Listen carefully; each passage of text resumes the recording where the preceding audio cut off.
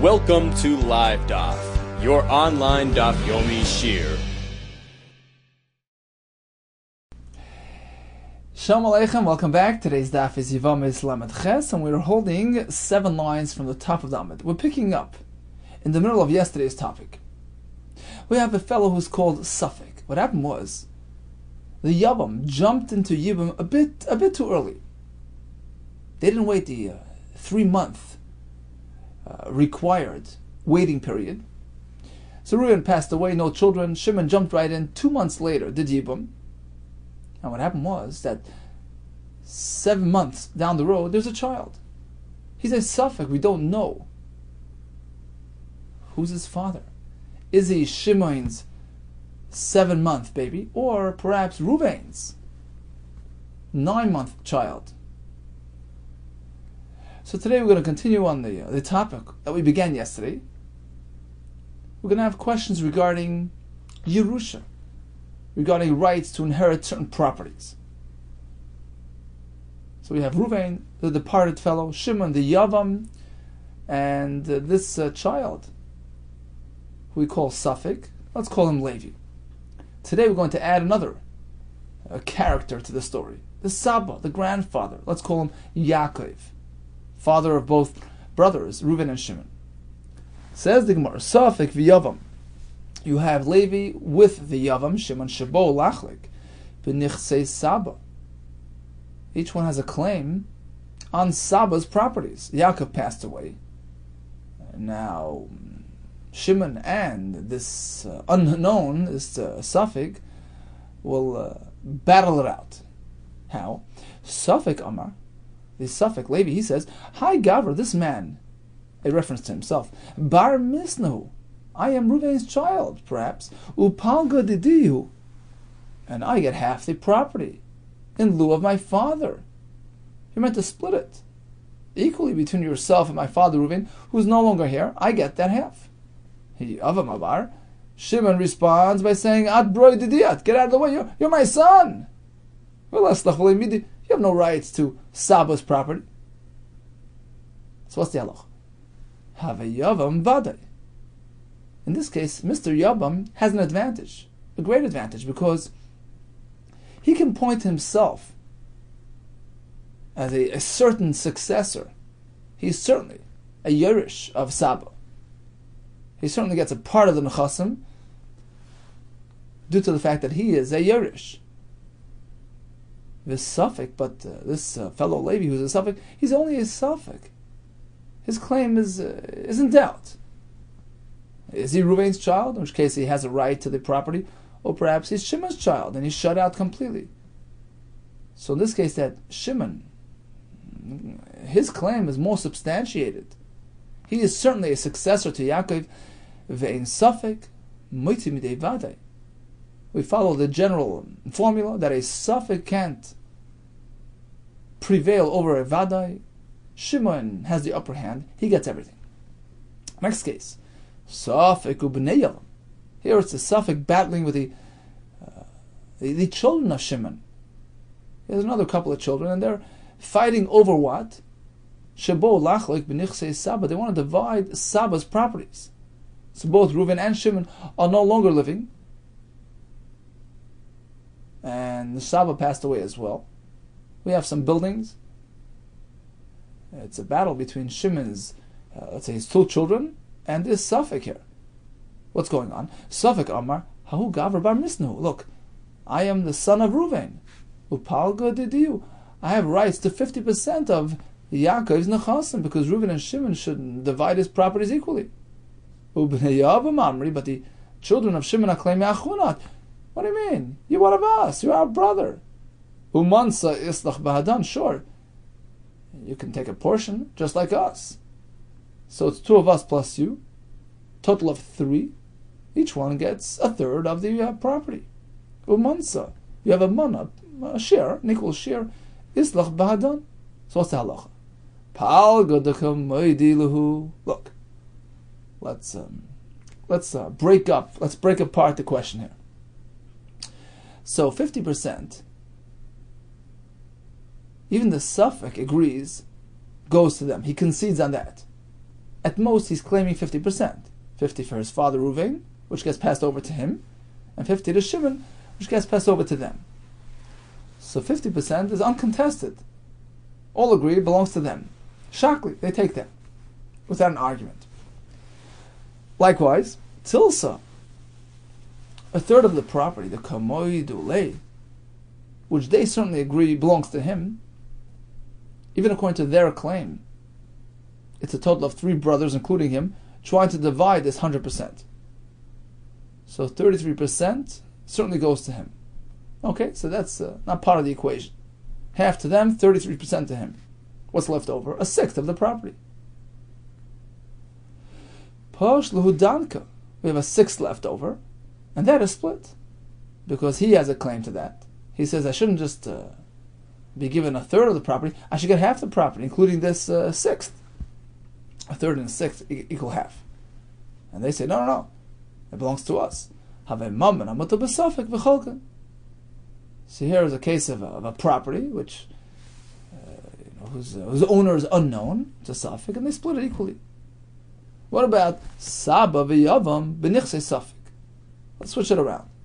Saba is coming and having an argument with his son Shimon with respect to the properties of Levi, of the suffix.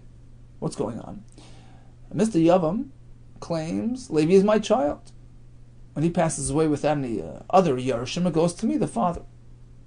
Saba says, no, what do you mean? Levi is my other son Shimon, Reuven's. He's Reuven's son. And in absence of anybody else, I get the properties. Oy Saba v'Safik b'nichse Yavam. Or the other way around, we have Yaakov, the grandfather, together with the Safik, having a discussion regarding the Nechasim of Shimon. Mr. Safik says, well, I'm his son. I'm Shimon's son. I get all his properties. I get priority. Son is Yerush before a grandfather. Mr. Saba says, what do you mean? You're Reuven's child. Shimon's properties I get, for lack of other children. Have a mammon. Here's another case of a Safik mammon. We divided 50-50. Okay, so in summation we have 4 cases. In the first we had the Safik and the Yavam, discussing the Nechasim of grandfather. The din is that Yavam is Zeicha, because he has the upper hand, he is certainly considered a Yerush of the grandfather. And the Safik is only a Safik. And therefore, Ein Safik Moitzi Midei Vada. Safik and the children of Shimon are discussing the Nechasim of Saba. We divide it as follows. 50% go to them. 1/3 of the entire property goes to him. The rest, they split up. What about if Saba and Yavam are discussing the Nechasim of the Safik?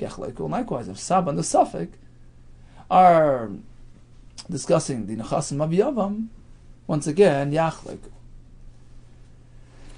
Says the Mishnah, Shemeres Yavam, a Yevama who is awaiting Yibum, Shenaf lo Nechasim.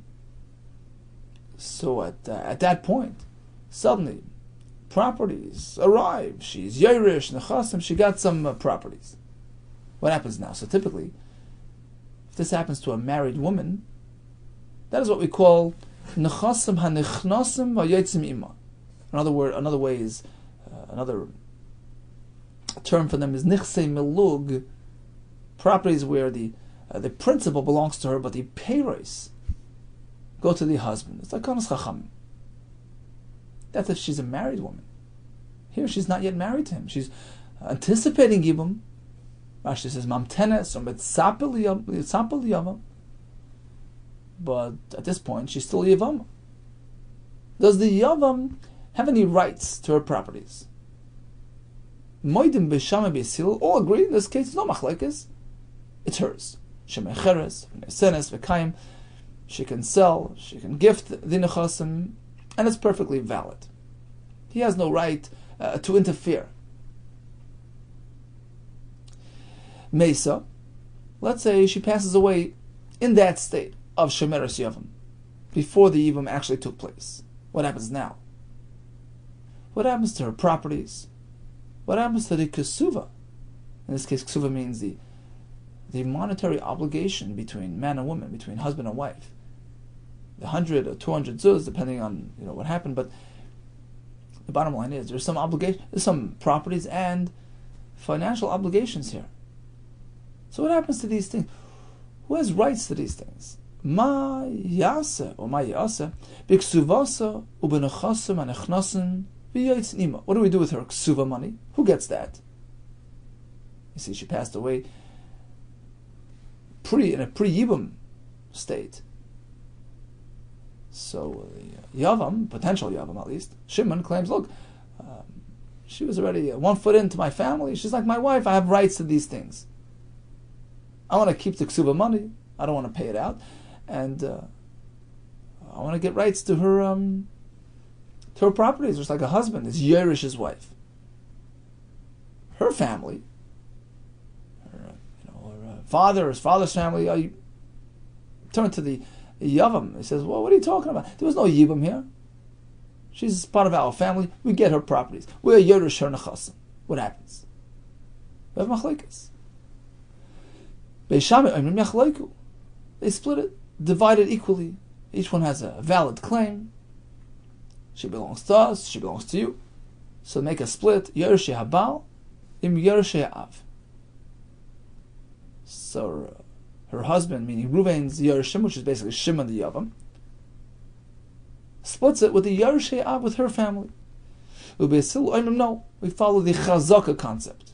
Nechasim b'chaskasam. We leave the properties and the rights and the claims and everything in the Chazaka, in the hands of those who are in possession of these things. Which means, when it comes to the Kesuva, the monetary obligation, the payout described in the Kesuva, well, that's at this point as yet unpaid.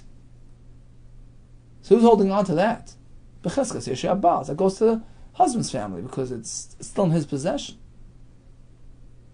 As opposed to Nechasim and Nechnasim, V'yotzin Ima, the properties that she bring along to the marriage, that is technically hers, and therefore we deem it B'cheskas Yershi Av, we leave it in the hands of our family. This is all because she was a Shemeres Yavam. No Yibam took place, but Kansa. If Shimon the Yavam actually does Yibam, Harei Kish Chadavar, she's treated like his ordinary wife. And all the halachas and privileges and rights apply here as well. Ubelvad, there's one exception. She takes ksuva. Who pays the ksuva money? Let's say he divorces or she becomes a widow. Where did that money come from? Al nichsei bala harishan. Ideally, if there's money left behind from Ruvain, her former husband, so that money is used to pay the ksuva. But otherwise, she's an ordinary isha. Now, if we take a look at the Mishnah, we'll find a discrepancy between Reisha and Seifa. In the Reisha, we have a case of Shemeres Yavam, where we say, there's no machlokes. Beis Shammai, Beis Hillel all agree. It's unanimous that she can have full rights to the Nechasim. She can sell, she can do what she wants. The potential Yavam has no right to interfere. Whereas in the Seifa, where she passed away, under similar circumstances, it was still pre-Yibam. She was a Shemeres Yavam with properties. What happens there? Big machlokes.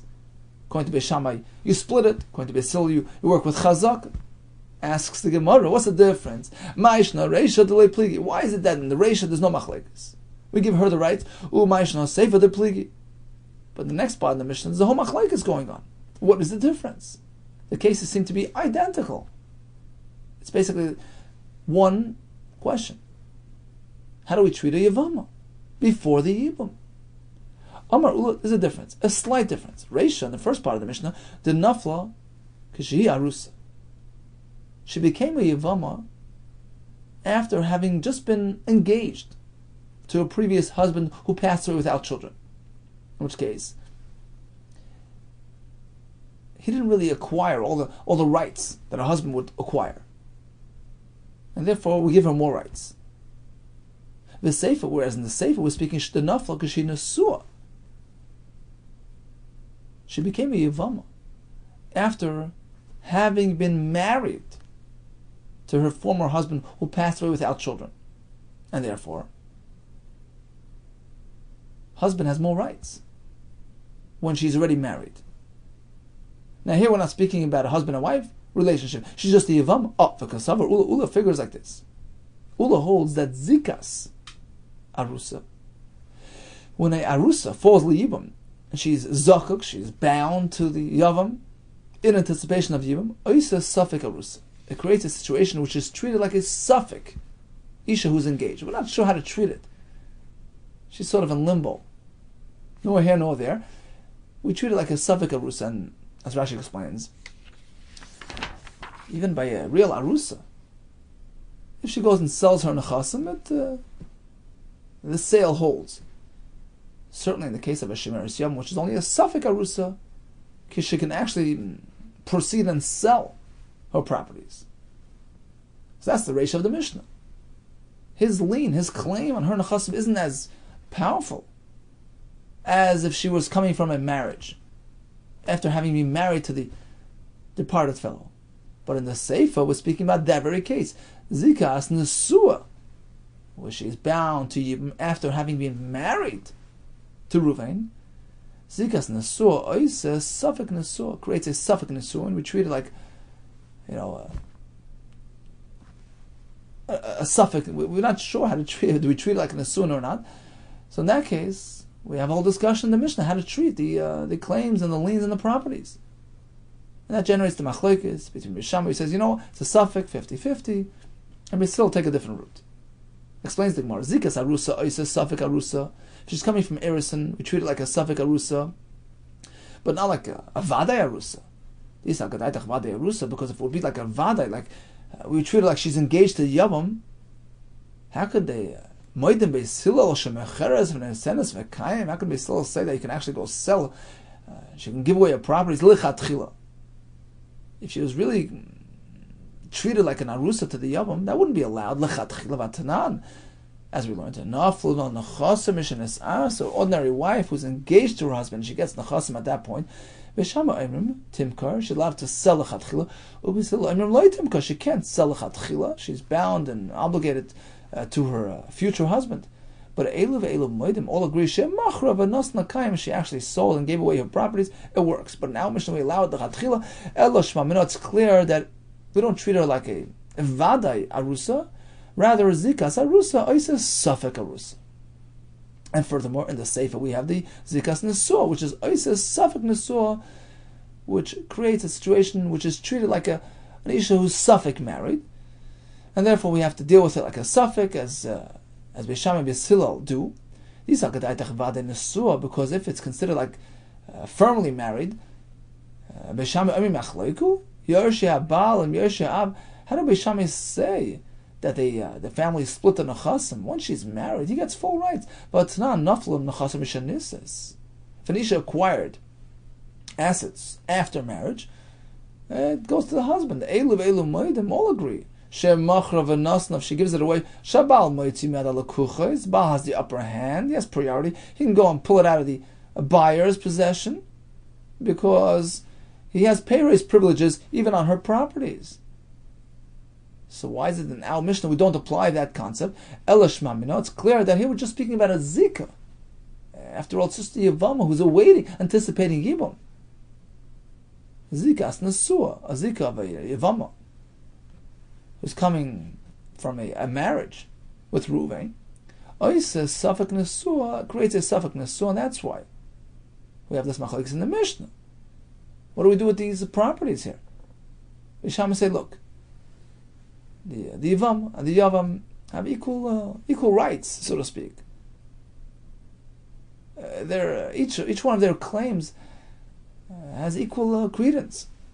And therefore, the route to take is Yachleiku, and they still have a different approach. They say, look, fact is, she had these properties before she actually entered into marriage, into Yibam with the Yabam. She's a Muchsak. We give it to her. So bottom line is, we had a steer in the Mishnah, an apparent contradiction. In the Reisha, she gets full rights. In the Seifa, it's iffy. Ula's pshat is, the Reisha speaking, where she was coming from Erison. So the Yavam's Zuchus isn't so powerful. Whereas in the Seifa, she's coming off in a Suin, and therefore it's closer to marriage. His schus is more far-reaching, and therefore we treat it differently. Amalei Rabbah, I don't understand. Why then does the Mishnah switch tracks? In the first case, she's alive. And then the Mishnah says, well, if she passed away, what should we do with the nechasim? What does that have to do with passing away? According to you, it's just a question of where she's coming from. An arusa or nesua. Amalei Rabbah, adam miflagi b'gufa, v'lachar misa. Instead of Beishameh Mesilal, having a discussion regarding the guf, the actual property itself after she passes away, who gets it? Liflagu b'chayeh or Paris. Why not just keep her alive and have the same discussion? The Sefer of the Mishnah should present the case like this: she's here, alive, and unmarried, meaning before Yibum. The question is what to do with the Paris growing off our fields. And the Mishnah should say, look, since we're speaking about a suffix Nesuin, that generates a Shaila, and we have Bishama B'Yisil. Why do we have to switch tracks and change the scenario from being alive to being Mesa? That would somewhat provide an indication that it's the Misa factor that's changing it. Why? Elama Rabba takes on a different approach to the Mishnah. Idi in both cases. First part and second part of the Mishnah, we're speaking about the same type of case.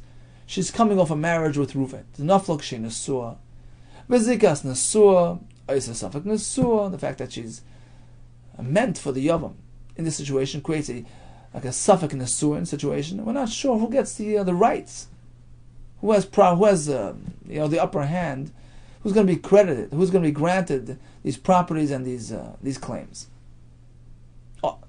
So what's the difference between the Reisha and the Seif? Reisha, the Ihi Kaima, the first part of the Mishnah, when she is alive, certainly she gets the upper hand. You know why? Because even if you give the husband some rights, remember, his rights are limited. He gets periods, but the keren, the guf, the karka, the actual assets belong to her. So in the case of a suffix, we look at who is more in possession. Who's the muhsik? Havala ihi vade. In this regard, she's treated like a vade. She is certainly in possession of the actual property. The inhu suffix, they are just a suffix. So let's say Shimon, whatever, he's just a suffix. He wants to have the Paris. His doubtful claim can't prevail over her definite claim. And that's why she can just sell. She can do what she wants. But in the Seifa, we're speaking that she was Mesa. Right? This is Rabbi's emphasis. We see in the Seifa that Mesa changes the equation. You know why? Because in that case, the Isha, the Yevamos, is no longer here. Right? Rather, there's litigation between both families. It's a different equation.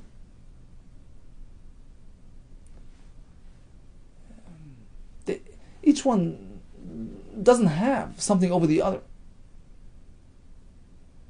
When she was around, the Karen belonged to her, the Guf belonged to her. So she's considered a Vade. Here, she passed away. The question, who's going to inherit her? Nechasim. Who's going to be Yerisha? Her family says, me, us, and her husband's family say them. So it's sort of an equal claim. Halol born Lirash. This family is coming to be Yerish. Valol born Lirash. Likewise, the other family on the other side of the table are trying to do the same thing. That's why I do Yachleiku. Actually, this is Beishamai. And Beisil disagree. They say, look, the fact is, this field is coming from where? It's coming from her family, from her father. So they're considered muchzakim. Okay, so in any case, that's Rabba's approach to the Mishnah. What changed between Reisha and Seifa? You know what the answer is? Misa. When she was alive, she's a muchzak. But when she's gone, it's just a question of who's going to be Yerush. Here we have to reckon with both claims. That explains Beishamai Yachleiku. Eis v'abai. Well, Beishamai ain't safek maitim midei vadai.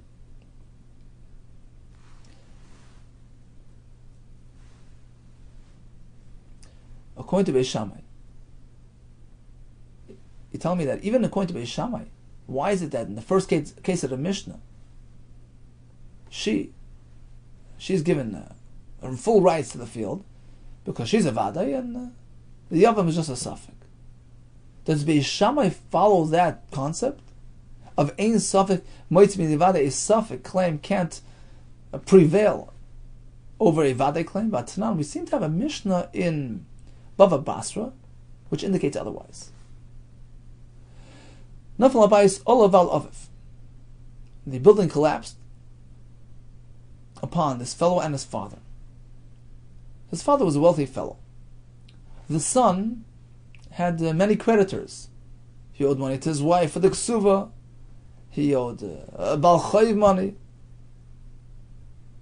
And the question is, who died first? So there was a collapse upon himself and his father. Olav al Marisha, for a different case, collapsed on the son and on somebody that can inherit properties to him, other than a father. But the concept, the principle is the same. V'hayu olav ksuvas isha Baal Chayiv. He owed money to the Isha and to the Baal Chayiv. So what's the shayla? Yershei av oimrim. The father is Yershim. They claim as follows: look, Baal Chayiv, Isha, you have no rights to this property. Haben meis rishon, because you know what happened? Mr. Son died first. V'achakach meis ab, then father died. In which case, son doesn't get anything. He passed away before father. So son's creditors have no claim against father's nechasim. It goes to us. We're the brothers, the other sons of the father. The Baal Chayiv says, no, you got it wrong. Ha'am meis rishon. V'achach meis haben. Just the opposite. Father died first, thereby inheriting his properties to his son, and then son died. We have claims on that property because he owes us money. What do we do? Each one has an equal claim, and they have to split it. No, we'll leave the properties in the hands of the ones who are muhsik. Who's that? Rashi explains. The Yershim of the father are muhzakim, because even if the Baal Chayiv has a right to collect, it's a whole lengthy legal procedure. He has to go to Bezdin, prove his case, and they go on, they allow him to collect. The Yershim have direct rights on the property. They're called muhsik, and therefore they get it. End quote. That's the Mishnah. But here we have a case that Yershei Avade, as we explained, that the father's relatives have a direct claim, a definite claim. Ubal Chayiv, by him it's only a suffix. And what happens? What do Beis Shammai say? Because his suffix Moitzim De'Vade. We give the Baal Chayiv rights, equal rights, despite the fact that he's a suffix. How's that? Answers the Gemara here, it's different. Typically, Suffolk and Avadi don't match up. But if this fellow is in possession of a document, a shtar, that gives him legal rights, direct legal rights on those properties. It's as though he's in possession of those properties. Because Rabbi Yehuda hold shtar a document which is about to be used for collection. We treat it as though the properties were collected, as though the money was already in his hands. So he's called a muhsak and treated on the same plane and level as the other Yershim. Therefore it's 50-50. Rashi says, Koloimar, Godoil koyach hashtar o k'moishe muhsak b'nechasim. We don't say, look, you're going to have to go Bezdin and collect. You have a shtar that proves your case. It's a direct lien on that property. You are considered in possession of that property, just as the Yershim. So it's an equal battle. And therefore we say 50-50. How do you know this chiddush that, according to Beis Shammai, shtar, which is oimed legobes kegobe dami? Where do we find this elsewhere? This none. We have a good example in the following Mishnah. Meisud balein ashalei shasu. So his husband warned his wife, don't go into hiding with that fellow. He did kinoi, and she did stira. Next step is up to the Beis Hamikdash and drink those waters. Husband passed away before she was treated to the waters. What happens now? They have a right to collect the ksuba money, even without drinking the water. They have a choice: either drink, or they forfeit the ksuba. What do you mean, drinking? There's no husband. Oisha says, Torah says, husband has to bring wife for the waters. We don't have the husband. Ella, rather, let's revise Basila. What they meant is like this. Because they are prevented from drinking due to the lack of the the husband's presence. They lose their ksuva. Okay, that's a discussion in the Masechah Sotah. Now, what pertains to us is as follows. Here in our case, this suffix, the whole thing is really a suffix, right? Suffix zanoi, suffix loy zanoi. We're not sure what happened there. Was she engaged in znus or not? And what happens? According to Beis Shammai, we say, despite the fact that she can't prove her innocence, there's no husband to feed her, to give the water, she collects her ksuva. Her rights to the ksuva is really in doubt. The fact is, she exhibited questionable behavior, which generated the suspicion, and hasn't yet been verified, hasn't been clarified. And still, what do we see? She can collect on that ksuva. She's only a suffix, and she go and collect the money and take it out of the Yerushin, who are in full possession of those nechasim, who have a definite right to those nechasim. How can we do that? Oh, this proves our point. A shtar is different. When she's holding a shtar, she has a direct lien and claim on those nechasim. She's not considered a suffix. No, we learn from here. Shtar oimes the gabois, kigaboi dami. A shtar which you can collect with is considered halachically as though you collected it already, as though you're in possession of those nechasim. Oh. So this proves that shtar is different, and therefore you can't ask from there onto our Mishnah. Says the Gemara, Abaye lo yisvei meha. When Abaye was questioning Rabba's assertion that even according to Beis Shammai, a suffix can't prevail over a vada, and he asked the kasha from the story of the house that collapsed, etc. We had to answer, shtar is different. Why didn't he ask from this Mishnah that we just mentioned? What's the advantage of this Mishnah? Rashi says, this Mishnah, but with the Sotah, is in which Seder? It's our Seder, Seder Nashim. You should ask from there rather than from the Mishnah of the Nafal Abayis, which is in a different Seder in Baba Basra and Ezekiel. This Mishnah proves that according to Beis Shammai, a suffix claim is treated like a vadai claim. The fact is, we give the isha the ksuva. And says the Gemara, this wouldn't have been a kasha. We could have differentiated. Dilma ksubas isha shani mishmachina. Perhaps we're more lenient when it comes to allowing the isha to collect to ksuva. We want men to find favor in the eyes of women. They should be encouraged to marry the men, and not without concern of being shortchanged. So when it comes to collecting ksuba, we're more lenient and we give her extra rights. So that wouldn't really prove anything pertaining to our shaila of suffix and vade. Perhaps it's an exception because of ksuba. Relates to ksuba d'masnissen. Ask the Gemara, okay, skip the Mishnah Baba Basra and the Mishnah in Sotah. Go straight to our Mishnah, to our sugya. Relates to ksuba d'masnissen. Abai could simply ask like this. In our Mishnah we see a din that contradicts the concept of ein suffix moiti midei vade. Ksuba. Look at the Mishnah. The second part of the Mishnah, you have the Isha who passed away. And what do Beis Shammai say? The ksuba money is split equally between both families. As we explained, we're speaking about a woman who's anticipating Yibum, a Shemeres Yibum. And she has a ksuba, a document, in which it says that when a husband passes away, he has to provide for his wife a certain amount of money, right? Here, Reuven already passed away. She has a right to that money, but now she was a Shemeres Yavam, and she passed away. The question is, who can lay claim to that, to those funds? Her family are claiming, look, pay up, Mr. Yavam, pay up.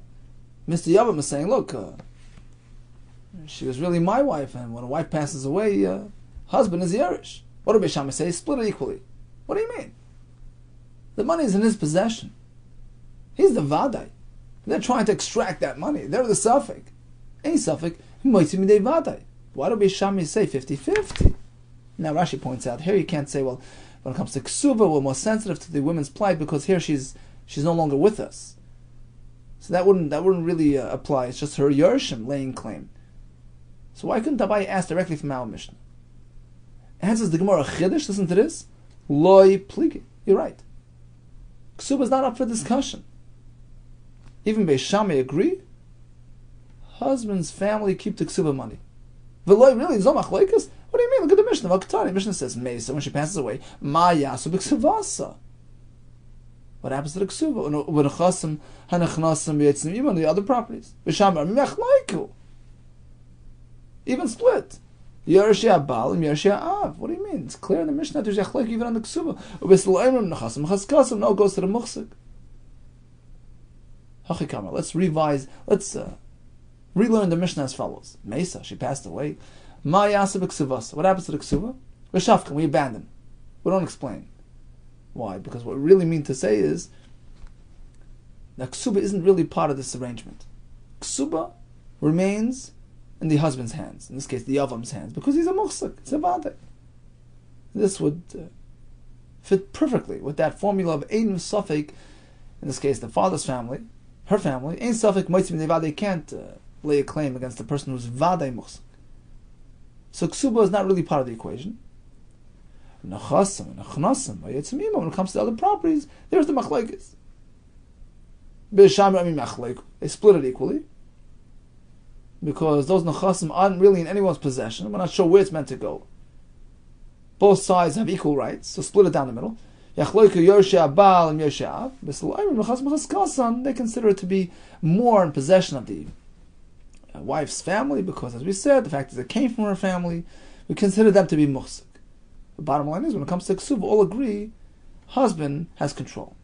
If you take a close look at the wording of the Mishnah, you'll see that ksuba is not part of the question. The Ketani, the Mishnah says, husband's family will split, the nichse malug im Yerusha Av with the Yerusha Av, meaning don't allow the Yerusha Av, her family, to take the entire thing. They take half. The Yerusha Baal take half away from them, so to speak. But like Tanya, it doesn't say the other way around, that when it comes to the ksuba, which is really in possession of the husband's family, that the Yerusha Av should come and split it in Yerusha Baal, which would indicate that her family is coming to take away from the Baal, they're coming to claim and get 50% of the ksuba money. Apparently because they don't. That's why the Mishnah doesn't mention that. It's a right that when it comes to ksuba money, that's fully granted to the husband's family. Why? Because he's the muhsik. It's his money. And ein safek, their safek claim can't override his vade. Okay, so in summary, we had a Mishnah with two parts, a Reisha and a Seifa. We discussed the Nechasim of a Shemeres Yavam and her Ksuva. What do we do? In the Reisha, it belongs to her. In the Seifa, we have Machlekes. How do we explain this disparity between Reisha and Seifa? We have two approaches. Ula learns, difference is because in Reisha, the Yevama came from an Erusin situation. So even when she's Zakak to the Yavam, it's not such a strong bond, and therefore we allow her to do what she wants with her Nechasim. Whereas in the Seifa, she was previously married to Reuven, who passed away without children, in which case, coming off a marriage into a Yibum creates that a stronger bond. It's a Safek Nesuin, and that generates the Machlekes between Mishama, who say, you know what, go 50-50, but still make that difference between the Ksua, which is sort of in the husband's possession, and the Nechasim in her family's possession. When it comes to Rabba's approaches, and both were speaking about the same type of case, an identical Yevama coming off in a Suin. Difference is that in the Reisha, she's alive, and therefore she's considered a muhsik. It's really her property. At most, the husband has peiros rights. She's called a vada, he's called a safek, and she holds on to everything. When it comes to the Seifa, we're speaking that she was Mesa. She's no longer around. And both families are sort of wrestling the properties and the claims and the ksubas. What do we do? So that generates the machlekes between Beshama, who say yachleiku, as Rabba, the Gemara concludes that doesn't pertain to the ksuba, because in that case you can't take money. You can't be moitzi money from husband's family in the case of a suffix. In suffix means midadi. So ksuba certainly goes to the husband's family. When it comes to the other properties, it's a case of a suffix because she's not around, right? The isha herself, the owner is not around. It's just a question of who's going to be yerush the owner. So Beis Shammai treat both sides equally, and each one has an equal claim, 50-50. Beis Hillel say, look, the ksuva, I agree, of course, goes to the husband's family, but when it comes to the other properties, the fact is, it was part of their estate. It came from them, and therefore we consider them to be the primary muchzakim, and they take possession of these properties. Okay, let's conduct a brief chazar of today's daf. We started with a shaila regarding Yerusha, properties which are being contested. There's a shaila of who's the rightful yerush. We have a case of a fellow doing a quick yibum without waiting through the 3-month interval between marriages. A child is born. We're unsure as to whether he's Reuben or Shimon's child. He's called a suffix.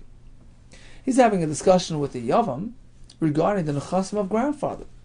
The halach is the Yavam is Zoicha, he has the upper hand because he's a Vadai. The Suffix and the children of Shimon are discussing the nechasim of the grandfather. Suffix says, look, I'm Reuven's child, I get half, in lieu of my father Reuven. But the Yavam say, look, you're our brother. We split it 3 ways. Each one gets a third. What do we do? So the Gemara says, well, they certainly get a half, because that he's giving them in either case. He gets a third either way, and the other part, the 6, they split.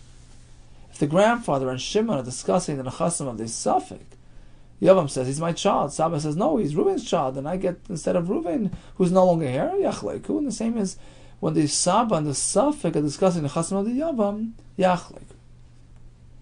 We proceeded with the case of a Shemeres Yavam, Isha who's awaiting Yibam, who got a hold of some nechasim. What to do? In case number 1, she has full rights. In case number 2, we have machlekes, Beis Shammai, Beis Hillel. We have 2 approaches in the Gemara, one Ula, one Rabbah, how to explain the difference between the 2 cases. All the best to you and much haslacha.